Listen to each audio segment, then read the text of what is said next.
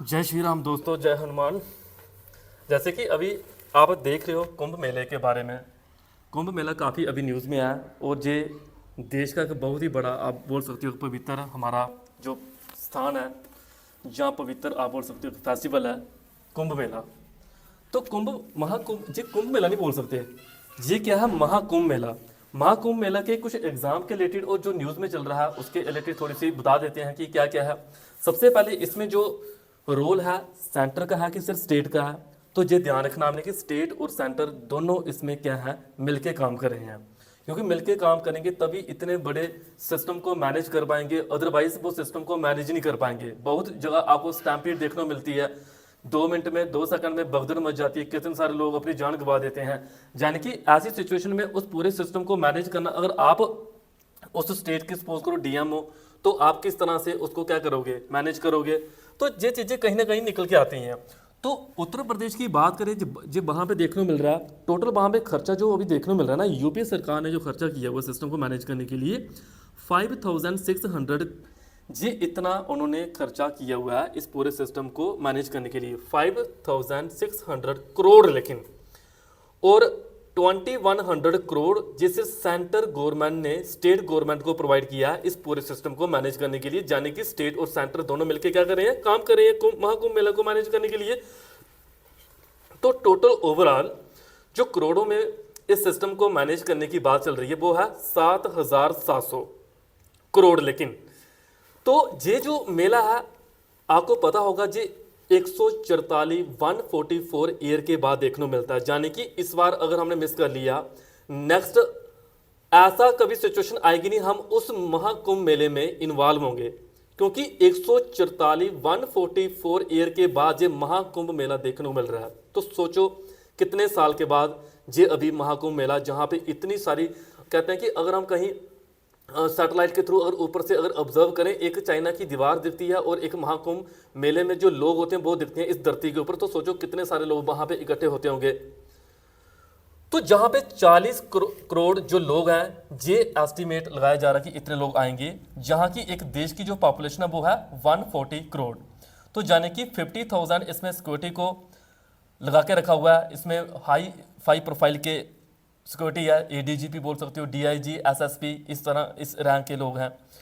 तो उसके बाद यहाँ पे जो देखा जा रहा है कि एस्टिमेट कितना रेवेन्यू यूपी सरकार को मिलेगा ओवरऑल। इतने देखो, इतना सारा टूरिस्ट या टूरिज्म की बात करें, इतना सारा अगर वहाँ पे आ रहा है तो यूपी को भी कहीं ना कहीं बेनिफिट मिलेगा।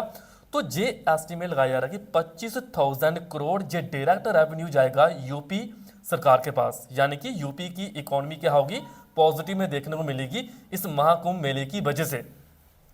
तभी क्यों कहते हैं टूरिस्ट बढ़ाओ, टूरिस्ट बढ़ाओ, तो वो तो एक रिलीजियस प्लेस है। तो यानी कि बहुत ज़्यादा जीएसटी कलेक्शन भी वहाँ पे बहुत ज़्यादा किया जा रहा है। ऑनलाइन रजिस्ट्रेशन, होटल की एक well management, hi fi facility के थ्रू वहाँ पे वो चीज़ें सारी पूरी मैनेज करके रखी हुई हैं।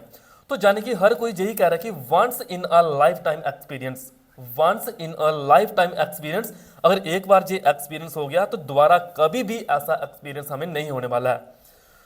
तो ये जहाँ पे बोल सकते हो, यानी कि एक बार जहाँ पे कहा जाता है कि 2019 में बहुत ज़्यादा लोग इकट्ठे हुए थे, लेकिन इससे ज़्यादा नहीं थे जितने इस बार इकट्ठे हैं, इतने ज़्यादा नहीं थे। तो वहाँ पे अभी गंगा जल को लेने के लिए, तरह तरह के पूजा मटेरियल को लेने के लिए, कैन, अलग अलग चीज़ें बहुत ज़्यादा वहाँ पे, आपको पता है आप हरिद्वार तो जाते ही हो, तो वहाँ पे देखा होगा आपने कैन, यानी कि एक बिजनेस भी वहाँ पे लोगों का, इससे रोजगार भी लोगों को मिल रहा है। तो अभी टेक्निकल पॉइंट ऑफ व्यू के अकॉर्डिंग बात करें एग्जाम के रिलेटेड, इसमें से कौन कौन सी टर्म आपके लिए इंपॉर्टेंट है। आपसे कोई पूछे कुंभ भवानी क्या है, कुंभ भवानी ये एक OTT based radio FM channel है जो यूपी सरकार के द्वारा, यानी कि यूपी के सीएम योगी आदित्यनाथ, इनके द्वारा फोकस किया जा रहा है कि लाइव कवरेज किया जाएगा हर एक पॉइंट को, गंगा यमुना सरस्वती जहां मीटिंग पॉइंट है वहां पे आरती, डिवोशनल जो भजन है, सॉन्ग है, जो हाईलाइट उनको किया जाएगा, तो इसके थ्रू किया जाएगा। ये कुंभ भवानी ये है। दूसरा कालाग्राम क्या है, कालाग्राम आपसे कोई पूछे कि कुंभ मेले के रिलेटेड एग्जाम में आया है, कालाग्राम, कालाग्राम क्या है कि स्पेशल कल्चर जोन है। ये म्यूजिक थिएटर, जैसे थिएटर में जाते हैं ना मूवी देखने हम, बस इस तरह से है जो एक लोगों को दर्शाए जाएंगे उसके थ्रू। और जहाँ पे टेम्परेरी हॉस्पिटल भी बनाया गया है, यानी कि महाकुंभ मेला जो देखने को मिल रहा है, और महाकुंभ मेले को जहां पे इसको पूरा मैनेज करने के लिए जो डिस्ट्रिक्ट अभी क्रिएट की गई है, वो डिस्ट्रिक्ट कौन सी है? 76वें नंबर की डिस्ट्रिक्ट है, 76 नंबर की डिस्ट्रिक्ट है।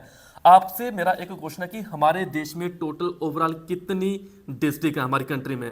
अकॉर्डिंग टू द 2011 सेंसस हमारे देश में टोटल कितनी डिस्ट्रिक्ट हैं? ये क्वेश्चन आपने कमेंट में ये करना है। कहा जाता है कि एक आपसे पूछ ले कि एक कुंभ का मतलब क्या है, what is the meaning of the Kumbh. कहा जाता है कि राक्षसों से अमृत को बचाने के लिए जो जहां पे लड़ाई चल रही थी, तो उस टाइम क्या हुआ, अमृत का एक पवित्र घड़ा, कुंभ का मतलब होता है कि अमृत का पवित्र घड़ा, उसकी एक बूंद गिर गई थी।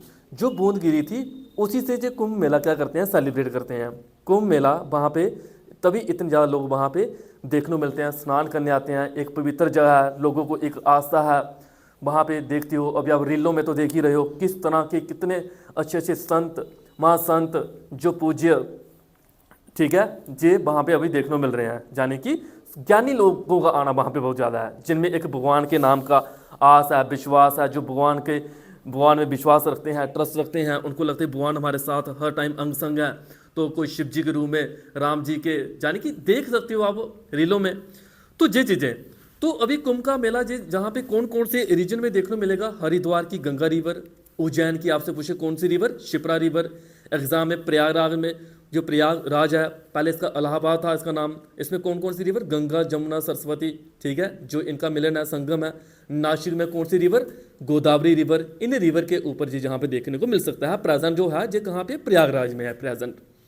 इसको यूनेस्को की हेरिटेज साइट में भी रखा गया है। कब रखा गया, क्वेश्चन आया है कि महाकुंभ मेला को यूनेस्को की हेरिटेज साइट में रखा गया कब, 2017 में इसको वहाँ पे इंक्लूड किया गया है। क्लियर। तो ऐसा नहीं है कि ये अभी ही डिस्कशन में है। मेडिवल के टाइम, दिल्ली सल्तनत के टाइम, ब्रिटिश के टाइम, उस टाइम जैन प्रिंसिप हुआ करते थे जिन्होंने कुंभ मेला की बात की गई थी कि ये एक इंटेंजिबल हेरिटेज कल्चरल साइट है। टेंजिबल नहीं, इंटेंजिबल। इंटेंजिबल होता है जिसको आप, ठीक है, सर्च कर लेना इंटेंजिबल का मतलब क्या है। तो अभी जो 144 ईयर के बाद देखने को मिल रहा है, तो इसमें एक महाकुंभ भी होता है, महाकुंभ भी होता है। महाकुंभ आपको जो प्रेजेंट देखने को मिल रहा है। महाकुंभ जो होता है हर साल सेलिब्रेट होता है जन फेब में, प्रयागराज में। कुंभ मेला होता है एक सेलिब्रेट होता है 4 बार होता है जी ओवर 12 साल में। हरिद्वार और प्रयागराज में एक अर्थ कुंभ होता है, वो 6 साल के बाद देखने को मिलता है। तो जाने कि ये कुछ डेटा आपने याद रखना है।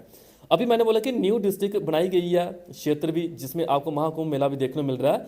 ये डिस्ट्रिक्ट बनाने की पावर किसके पास होती है?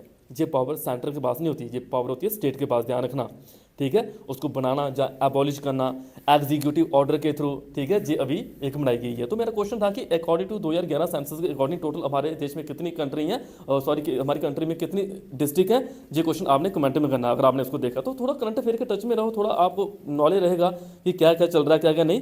तो शॉर्ट ये बताता रहता हूँ मैं आपको, याद रखने आए।